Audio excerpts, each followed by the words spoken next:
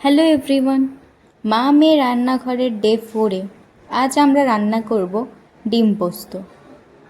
তার জন্য প্রথমেই ডিমগুলোকে সিদ্ধ করে খোসা ছাড়িয়ে নুন হলুদ মাখিয়ে লাল লাল হওয়া অবধি ডিমগুলোকে একটু ভেজে নিতে হবে।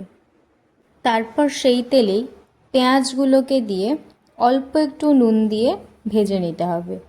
পেঁয়াজগুলো একটু ভাজা হয়ে গেলে তার মধ্যে রসুন বাটা ও আদা বাটা দিয়ে একটু নেড়ে চেড়ে অন্য একটা বাটিতে পরিমাণ মতো জল দিয়ে তার মধ্যে জিরে গুঁড়ো, ধনে গুঁড়ো, হলুদ গুঁড়ো ও লঙ্কার গুঁড়ো দিয়ে গুলে সেটা দিয়ে দিতে হবে।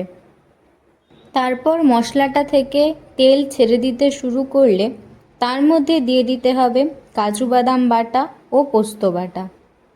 তারপর তার মধ্যে সামান্য একটু জল দিয়ে কষিয়ে ডিমগুলোকে একে একে মশলাটার মধ্যে দিয়ে দেব।